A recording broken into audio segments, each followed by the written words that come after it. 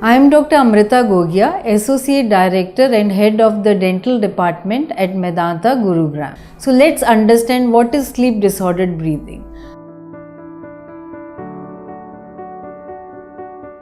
Child is not breathing very well or is not taking the optimum amount of oxygen into his body.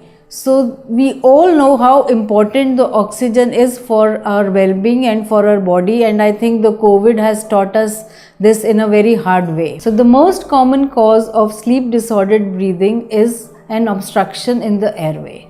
So let me explain you what is the airway. Airway starts from your nostrils or from the nasal passage right till your lungs. So any obstruction of the nasal passage can affect the amount of oxygen that you breathe in.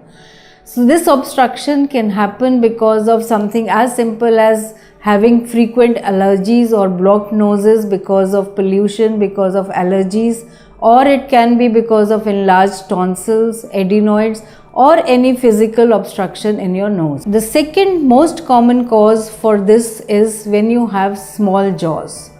So why do we say the jaws, or the size and the position of the jaws is very important here? So the upper jaw is basically the floor of our nose. So if there is adequate growth of the upper jaw, your nasal cavity will also be big in size and you can breathe in a bigger volume of air.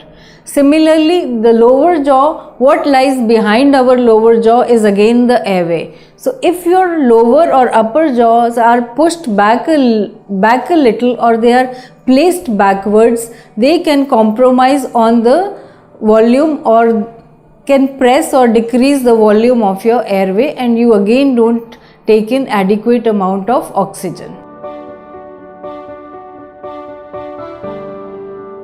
So a child who's having a sleep disordered breathing, you will see that the child is usually roaming around in the bed. He doesn't sleep very soundly. He may wake up multiple times or even wake up and gasp for a breath of air and then goes back to sleep. And usually the breathing is very noisy, or he may even be snoring. And normally these children, they sleep with their mouth open. And when the mouth is open, that means the child is breathing through the mouth. And if the child is breathing through the mouth, you will usually see a drool of saliva on the pillow. So when your child is not getting a very restorative sleep, he becomes hyperactive during the daytime. And some of these children have even been labeled as having ADD or ADHD. On the other hand, the child can also be very dull in school and is unable to concentrate, or may have even cognitive disabilities. These children may show some daytime sleepiness, daytime fatigue, and may even end up sleeping in the class. And when these children, they mouth breathe, that's the time when they get frequent cough and colds. So this eventually affects the general health or the general growth of your child. So if you see any of these symptoms, you must take your child to a pediatric dentist who can evaluate the airway health and treat it accordingly.